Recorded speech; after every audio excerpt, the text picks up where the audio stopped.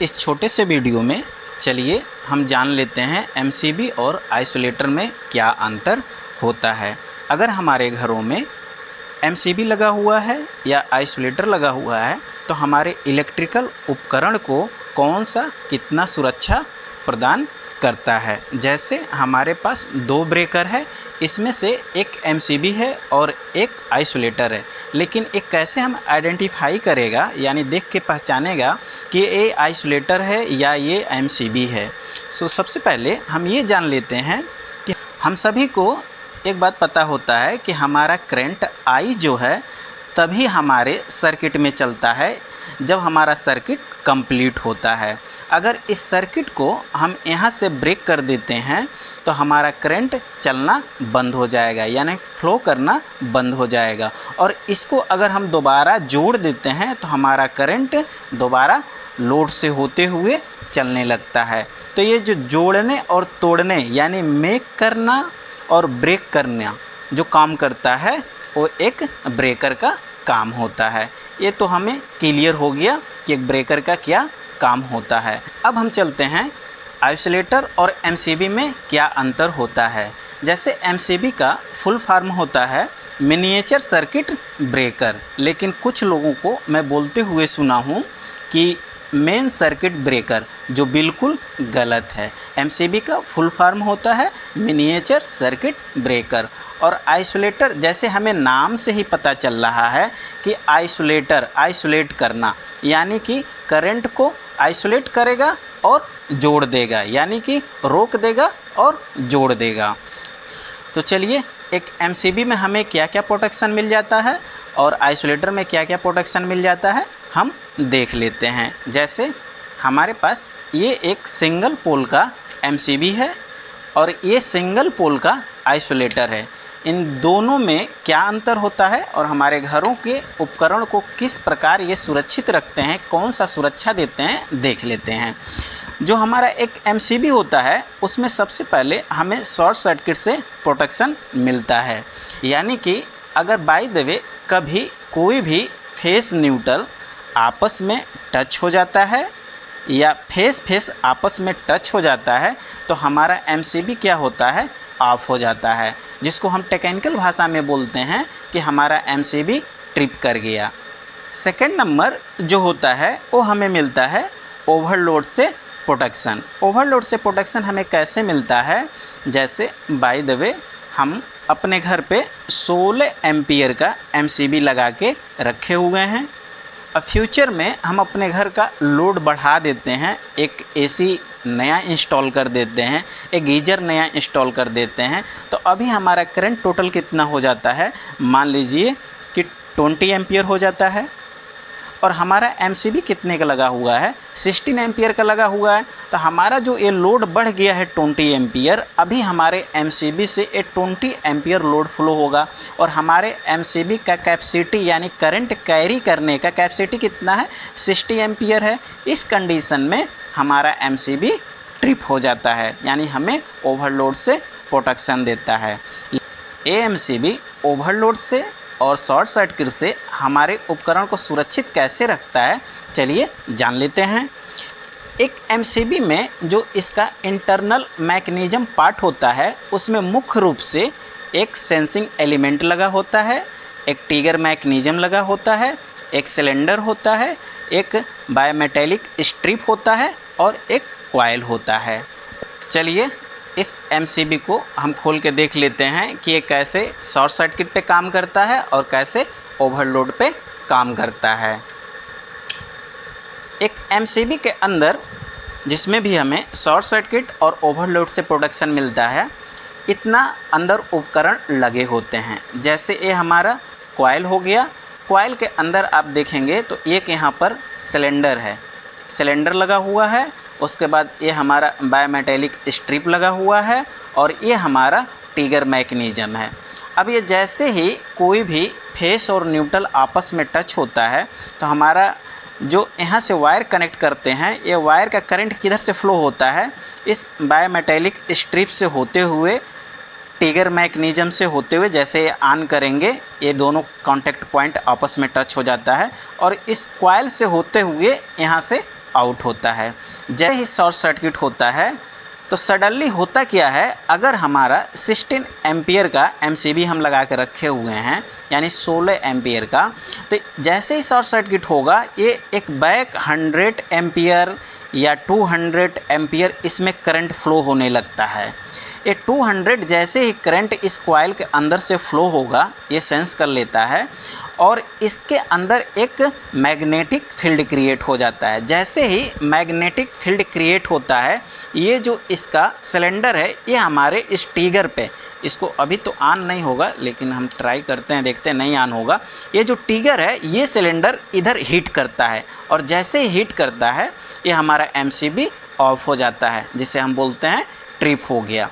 तो ये short circuit से प्रोटेक्शन हो गया। और चलिए ओवरलोड में कैसे काम करता है हम देख लेते हैं। हमारा करंट यहाँ से इन होता है इस पॉइंट से, अब बायोमेटेलिक स्ट्रिप से होते हुए इस कॉन्टैक्ट पॉइंट से होते हुए इस कॉइल के थ्रू आउट होता है।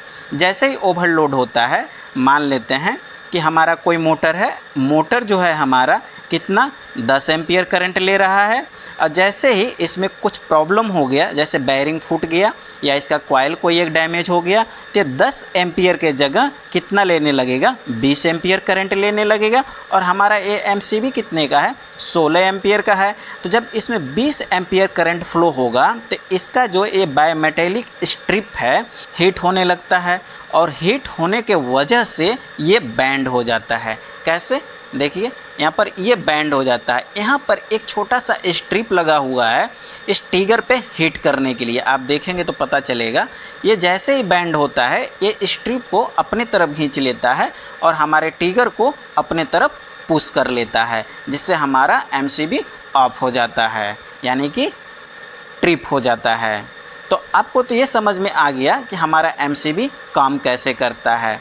इसके मुकाबले जो हमारा आइसोलेटर होता है, ना ही उसमें शॉर्ट सर्किट से प्रोटेक्शन मिलता है, ना ही ओवरलोड से प्रोटेक्शन मिलता है और ये ना ही ट्रिप करता है। यानी कि अगर हम अपने घरों में एमसीबी लगा के रखे हैं तब तो हमें प्रोटेक्शन मिलेगा, लेकिन आइसोलेटर लगा के रख दिए हैं तो हमारे घरों में यानी हमारे जो भी इलेक्ट्रिकल उपकरण है उसका कोई भी प्रोटेक्शन नहीं मिलेगा। जैसे अगर कुछ लोग बोलते हैं कि हमारा आइसोलेटर पे भी अगर 16 एम्पियर लिखा है तो 60 एम्पियर से अधिक करंट फ्लो होने पर ट्रिप करना चाहिए। तो लेकिन ये 60 एम्पियर लिखने का मतलब किसी आइसोलेटर पे ये नहीं होता है कि ये शॉर्ट सर्किट होगा तो ट्रिप होगा और ओवरलोड होगा तो ट्रिप होगा। ये लोड का कैपेसिटी दिया होता है कि इस पे टोटल हम 16 एम्पियर तक लोड दे सकते हैं। अगर इससे ऊपर देंगे तो हमारा ये जो ब्रेकर है यानी आइसोलेटर है ये जल जाएगा, ख़राब हो जाएगा। तो एक बात तो क्लियर हो गया कि हमारा आइसोलेटर जो होता है अगर उस पे जो भी वैल्यू लिखा होता है वो सिर्फ करंट कैरी करने का होता है कि इतना करंट वो कैरी करेगा यानी कि लेकर जाएगा, उससे अधिक होगा तो हमारा आइसोलेटर जल जाएगा। एक बात और है, अधिकतर केसों में हम देखते हैं कि जो भी हमारा एमसीबी लगा हुआ है शॉर्ट सर्किट होता है और ओवरलोड होता है तो ट्रिप नहीं होता है। सबसे बड़ी बात यह है। तो ये ट्रिप क्यों नहीं होता है शॉर्ट सर्किट पे या ओवरलोड पे, ये भी हम समझ लेते हैं। जैसे हमारे घर का टोटल लोड ही कितना एम्पियर है, मान लीजिए 10 एम्पियर है हमारे घर का टोटल लोड और हम एमसीबी कितने का लगा कर रखे हैं, 32 एम्पियर का लगा कर रखे हैं।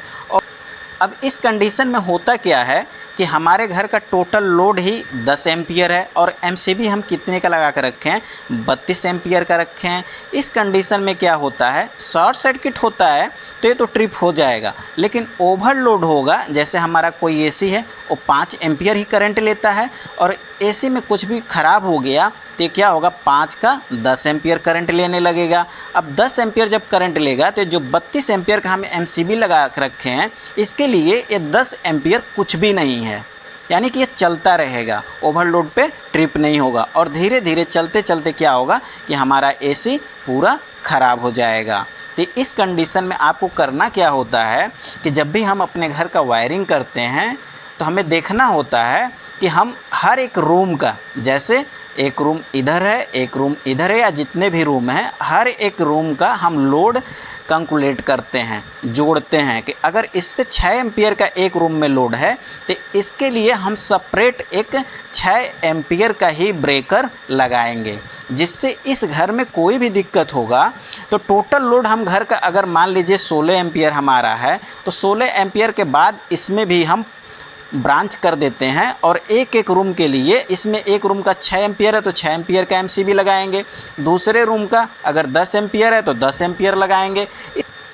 इससे क्या होता है, अगर किसी रूम में कोई भी हमारा फ्रिज लगा, वॉशिंग मशीन लगा या फैन लगा हुआ है तो जब भी वो ओवरलोड में जाता है, उसका बेयरिंग ख़राब हो गया या कोई कॉइल ख़राब हो गया, यानी कि ओवर करंट लेने लगेगा, तो हमारे रूम का लोड कितना है 6 एम्पियर, और कोई भी सामान ख़राब होगा तो कितना लगेगा लेने, वो 12 एम्पियर लगेगा लेने। इस कंडीशन में हमारा जो एमसीबी है तुरंत ट्रिप कर जाएगा। लेकिन अगर हम सिंगल ये लगा के नहीं रखेंगे तो मेन जो हम लगा के रखे हैं, कितना का लगा के रखे हैं, 20 एम्पियर का लगा के रखे हैं, तो जब तक ये 20 एम्पियर नहीं जाएगा, क्योंकि हमारा लोड तो टोटल 6 दूना 12 एम्पियर हो रहा है और हमारा मेन एमसीबी कितने का है, 20 एम्पियर का है, तो 12 एम्पियर इसके लिए कुछ मायने नहीं रखता है, ये चलता रहेगा और हमारा सामान जल जाता है और हम बोलते हैं कि हमारा एमसीबी ट्रिप नहीं हुआ। तो ये आपको विशेष ध्यान देने वाली बात है। दूसरा नंबर, हम बोलते हैं कि हमारे घरों में शॉर्ट सर्किट हो गया। शॉर्ट सर्किट कैसे होता है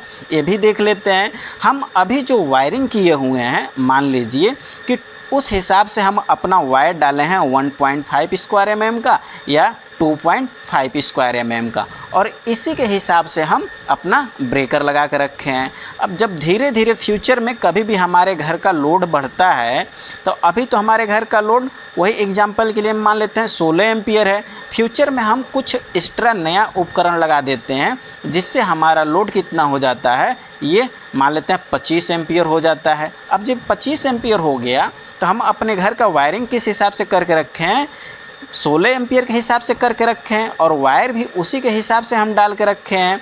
इस कंडीशन में क्या होता है कि हमारे हर एक वायर का 1.5, 2.5 वायर का जो करंट कैरी करने का वैल्यू होता है वो तो फिक्स होता है, और उस वायर पे हम जब लोड बढ़ाते जाते हैं तो वायर हीट होने लगता है। हीट होके क्या होता है, ये आपस में टच हो जाता है और शॉर्ट सर्किट से हमारा वायर जल जाता है। तो कभी भी आप घर का वायरिंग कराइए या खुद करिए या किसी से करवाइए तो 30% लोड एक्स्ट्रा लेके चलिए फ्यूचर के लिए। इस कंडीशन में क्या होगा कि जब भी फ्यूचर में हम कुछ नया उपकरण लगाते हैं तो हमारा वायर जो है इस लोड को कैरी कर लेगा, सह लेगा। हमें चेंज क्या करना रहेगा, सिर्फ ब्रेकर, और हम लोड को जोड़ के दोबारा कितना लोड आता है, कितना एम्पियर आता है, उस हिसाब से हम ब्रेकर को अपने चेंज कर देगा। अब आते हैं कि हमारे घरों में एमसीबी लगा हुआ है कि आइसोलेटर लगा हुआ है, इसको हम कैसे पहचानेंगे। तो हमारे पास ये एमसीबी है। एमसीबी का एक खासियत होता है, इसको ऑन करने के लिए तो आपको फोर्स लगाना पड़ता है, यानी जोर लगाना पड़ता है, लेकिन ऑफ़ करने के लिए हल्का सा इस पे आप टच करेंगे तो ये ट्रिप हो जाता है, यानी कि बंद हो जाता है। जो आइसोलेटर होता है उसको हमें जितना जोर इसको ऑन करने में लगाना पड़ता है उतना ही जोर इसको ऑफ़ करने में भी लगाना पड़ता है।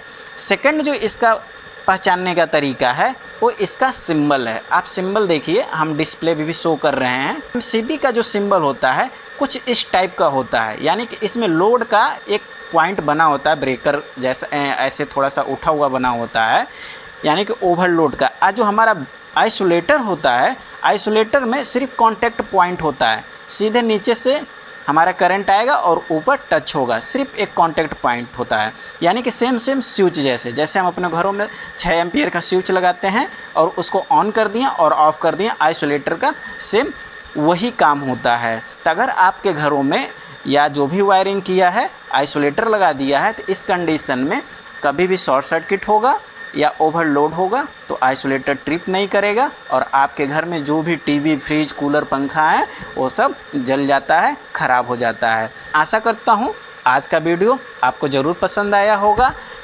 ऐसे ही वीडियो देखने के लिए चैनल को सब्सक्राइब कर लें, बेल आइकन को प्रेस कर लें, जिससे हम कोई भी वीडियो अपलोड करें तो आपको नोटिफिकेशन मिलता रहे।